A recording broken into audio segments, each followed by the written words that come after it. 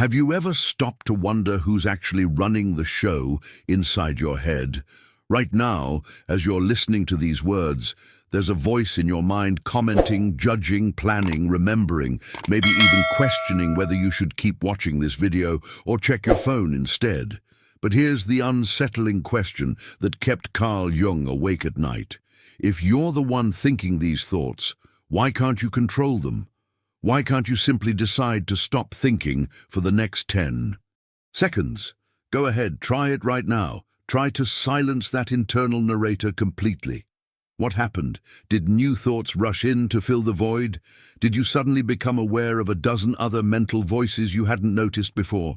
This simple experiment reveals something profound about the nature of consciousness itself, something that challenges everything we believe about who we are and what we call I. Most of us go through life under a comfortable illusion that we are the captains of our mental ship, steering our thoughts wherever we choose to go. We believe that the voice inside our head is us, that we're in control of this inner dialogue, that our conscious mind is the author of every idea, every image, every impulse that crosses our awareness. But what if I told you that groundbreaking research in depth psychology suggests otherwise? What if the you that you think you are is actually just a small island of consciousness floating in a vast, mysterious ocean of unconscious processes? Carl Jung, one of the most revolutionary minds in psychology, spent decades exploring this hidden terrain of the human psyche. What he discovered was both liberating and unsettling. Has this ever happened to you? You're driving home, and suddenly you realize you've arrived at your destination with no memory of the journey. Or you're trying to focus on work, but your mind keeps drifting to that conversation from yesterday, replaying it over and over without your permission. Maybe you've experienced those moments when a brilliant idea seems to come out of nowhere, fully formed, as if some invisible force handed it to you on a silver platter. These aren't random glitches in your mental programming. According to Jung, they're evidence of something far more fascinating.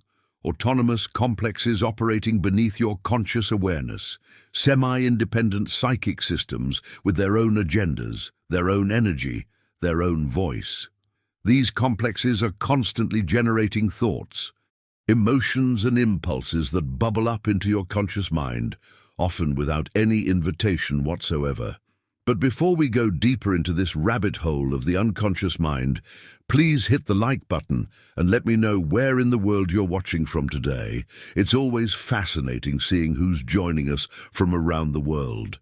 And if you haven't already, make sure to hit that subscribe button and turn on the notification bell so you don't miss any of our future videos. Trust me, what you're about to discover might fundamentally change how you see yourself. Stay with me until the end of this exploration, because what Jung uncovered about the nature of thought and the illusion of the controlling ego has profound implications for how we live our lives, make our decisions, and understand our own minds. The ego, that sense of I that feels so solid and real, might actually be something very different from what you've always assumed. And understanding this difference could be the key to unlocking a deeper sense of freedom and self-awareness. Think of your mind as a river. You've probably heard that metaphor before, but Jung took it much further than most people realize. He understood that just as a river is fed by countless tributaries, some visible, others flowing underground, your stream of consciousness is constantly being supplied by sources you can't see. Every thought that enters your awareness right now is the result of an intricate process of psychic causality, a hidden chain reaction happening beneath the surface of your conscious mind. This is where things get really fascinating. Your current thoughts aren't just random. They're the product of a complex transformation happening in the depths of your psyche. Past experiences you've long forgotten, memories you've repressed because they were too painful or too threatening, archetypal patterns inherited from the collective human experience. All of these elements are mixing together right now, combining with present stimuli to create what you experience as your thoughts. It's like a chemical reaction happening in a laboratory you can't access, yet the results keep appearing in your conscious awareness. But here's the real revelation that changes everything. Jung discovered that there's a profound distinction between the part of you that experiences these thoughts and the part of you that can observe them. Most people spend their entire lives completely identified with the experiencing ego, believing they are their thoughts, their emotions, their reactions. This identification is precisely what keeps us trapped in repetitive patterns and stuck in the same old mental loops. It's the hidden truth behind why transformation seems so difficult for most people. They're too busy being their thoughts to actually see them. Now, I want to go even deeper into this topic because understanding this distinction is absolutely crucial for anyone serious about personal development and mindset shifts. Jung called this higher function the observing ego, a capacity within you that can witness your own mental processes without drowning in them. Imagine standing on a bridge, watching the river of your thoughts flow beneath you instead of being swept away by the current. This isn't about detachment or becoming cold and analytical. It's about accessing a different level of consciousness altogether, one that has the power to integrate all the conflicting voices and impulses within you. This observing capacity represents a fundamental shift in how you relate to your inner world. When you develop this ability, something remarkable happens. You begin to notice the patterns, the repetitions, the hidden motivations behind your decisions. You start to see the journey your psyche is actually on, behind the scenes of your everyday awareness. The impact of this realization cannot be overstated. You're no longer at the mercy of every passing thought or emotion because you've discovered that there's a part of you that exists beyond them. A witnessing presence that remains constant while everything else changes. Write in the comments, I see the patterns now, if this is starting to click for you. And here's what most people miss about this whole process. What most people miss is that when you actually go looking for this thinker inside your head, when you really search for the entity that's supposedly running the show, you find something deeply unsettling. There's nobody home. Or, rather, there's everybody home, just not the single unified commander you expected to find. This is what Jung called the inflation of the ego, and it's one of the most common psychological traps we fall into. We assume that the ego, that conscious sense of I that narrates our life, is the totality of who we are. It's a seductive belief because it makes life feel manageable, predictable, like we're in control of the vehicle. But Jung's groundbreaking work revealed a radically different picture. The psyche isn't a monarchy with one ruler. It's more like an ecosystem with multiple inhabitants, each with their own agenda, their own voice, their own slice of psychic energy. There's the ego, yes, your conscious identity, the part that says I am. But lurking behind the scenes is the shadow, all those parts of yourself you've disowned or repressed because they didn't fit the image you wanted to project. There's the persona, that carefully constructed social mask you wear to navigate the world, to fit in, to be accepted. And then there are deeper structures, the anima or animus, those contrasexual aspects of your psyche that hold the key to psychological wholeness. The real revelation here is that what you call I am is itself just another piece of content moving through your awareness. It's not the ultimate subject, it's another object in the field of consciousness. This realization has massive implications for how we approach personal transformation and mindset work. Most self-help approaches try to strengthen the ego, to make it more resilient, more confident, more powerful. But Jung understood that true psychological development means something entirely different.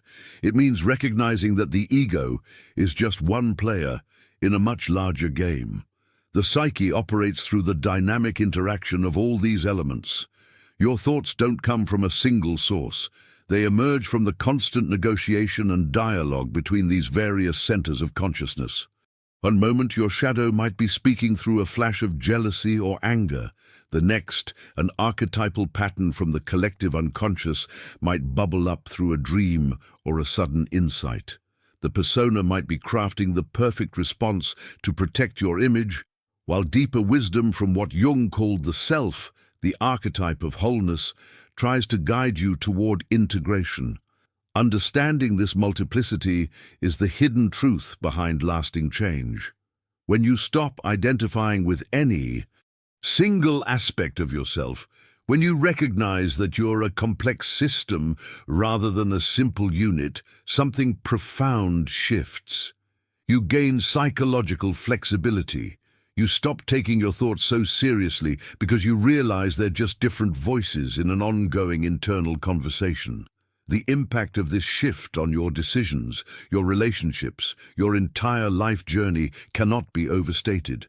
Drop a comment saying, "I contain multitudes," if you're beginning to see yourself differently. Because what we're about to explore next takes this understanding to an entirely new level. The real breakthrough in Jung's work came when he identified something even more fundamental than all these psychic components we've been discussing.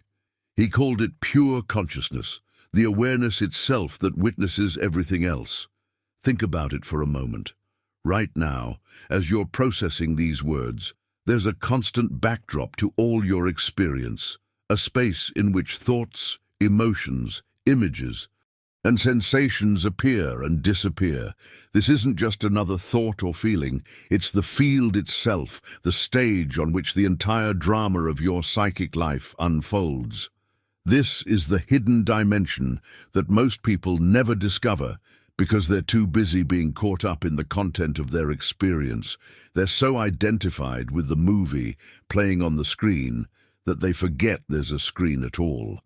But Jung understood that this witnessing function is actually the most stable thing about you. Everything else changes. Your thoughts shift from moment to moment. Your emotions rise and fall. Your beliefs evolve. Your body ages. But this fundamental capacity to be aware remains constant throughout your entire life. What's truly remarkable is that Jung discovered through his exploration of synchronicity and what he called the transcendent function that this consciousness isn't passive or empty.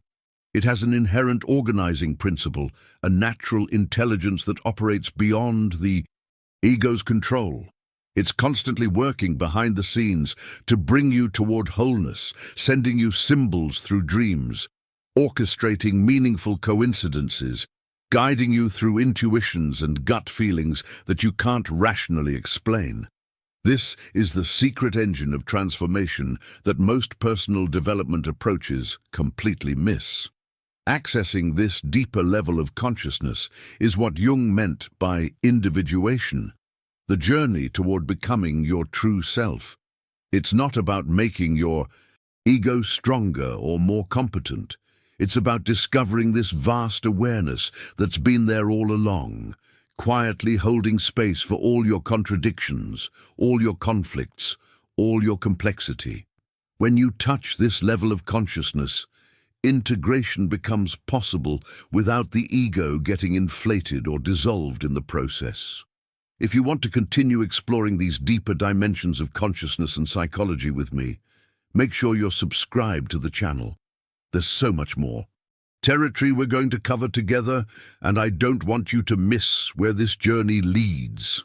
But there's something even more powerful that happens when you learn to rest in this awareness. Jung called it the transcendent function, and it's essentially your psyche's natural ability to hold opposing tensions without forcing a resolution. Most people, when they experience internal conflict, when they feel pulled between two different desires or beliefs, immediately try to pick a side.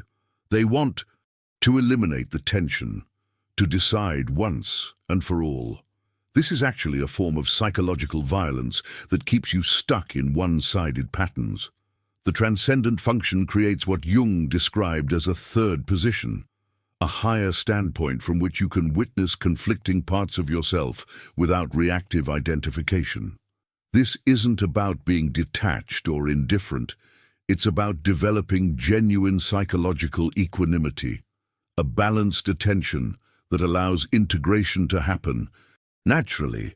Modern neuroscience has actually confirmed Jung's insights here, showing that cultivating this kind of awareness creates measurable changes in brain structure, particularly in regions responsible for emotional regulation and self-observation. The impact on your decision-making, your relationships, your entire approach to life's challenges is nothing short of revolutionary. Type "I'm finding the third position" in the comments if this is resonating with your own journey. Because what we haven't talked about yet is how this all plays out in your everyday life, in those moments when you're facing real decisions with real consequences. Let me be clear about something crucial here.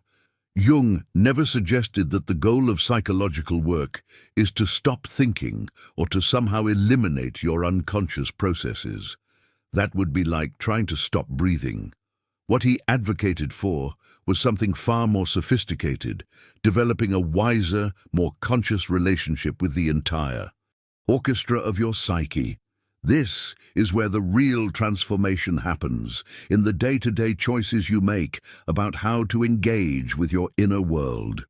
Jung called this process the conscious assimilation of unconscious contents, and it's honestly one of the most practical things he ever taught.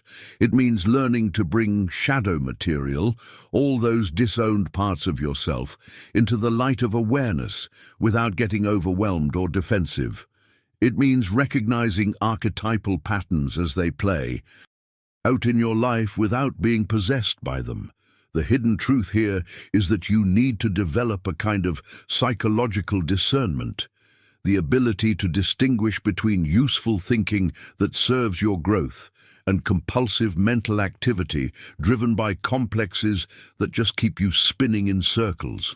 When you're facing a real challenge, whether it's a difficult decision at work or a conflict in a relationship, this is where everything we've discussed comes together. You engage your thinking, function consciously using logic, analysis, planning, but you simultaneously maintain that connection to the observing ego we talked about earlier. This creates a kind of psychological space, an opening where the unconscious can contribute its own wisdom through intuition, through sudden insights, through those moments of clarity that seem to come from nowhere. Jung called this integration the conjunctio, the sacred marriage of conscious and unconscious, and it's the ultimate goal of the individuation journey. But here's where things get really interesting, and this might be the most profound insight of all. The deeper you go into this exploration, the more you realize that the question we started with, "Who's thinking these thoughts?" begins to dissolve on its own. It's not that you find a satisfying answer, it's that you see through the question itself. The very act of asking, "Who is thinking?"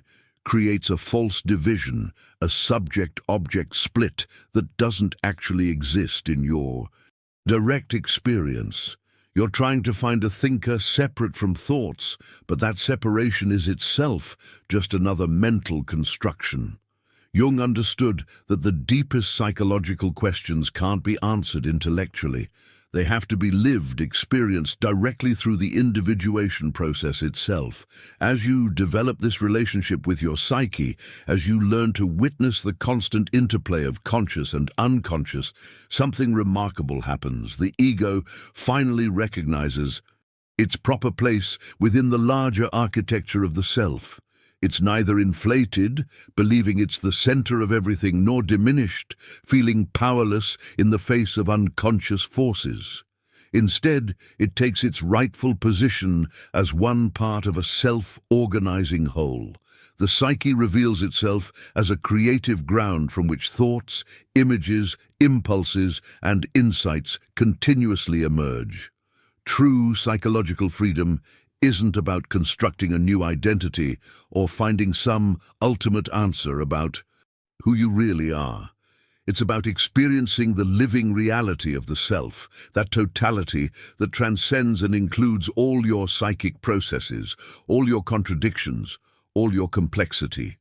Comment, "The question dissolves," if you're experiencing this shift in perspective, because what I want to share with you now is how this understanding changes everything about the way you move through the world, how you make decisions, how you relate to others. So, if you've made it this far with me, I want to acknowledge something. You're clearly someone who's not satisfied with surface-level answers. You're willing to sit with complexity, to question the very foundations of what you thought you knew about yourself. That's rare, and it's exactly the kind of mindset that makes real transformation possible. If this conversation resonated with you, if these ideas sparked something or helped clarify what you've been sensing all along, I'd really appreciate it if you hit that like button. It helps me understand what's landing with you, what you want more of. And honestly, knowing that this work is reaching people who are genuinely on this path, it matters. I create content here exploring these deeper dimensions of consciousness, psychology, and personal transformation because I believe we're living in a time when people are hungry for substance, for ideas that actually challenge and expand how we see ourselves in the world. If that's you, if you want to continue this journey together, make sure you're subscribed to the channel. There's so much more we're going to explore, and I don't want you to miss what's coming. Leave a comment saying, "This was meant for me," if you feel like this video found you at exactly the right time. I read every single one, and I'm genuinely curious about where you are on your own path. And look, there's a video right here that takes what we've discussed today even further. It complements everything we've talked about, and I think you'll find it deepens your understanding in ways that might surprise you. Click and continue with me over there. Let's keep this conversation going.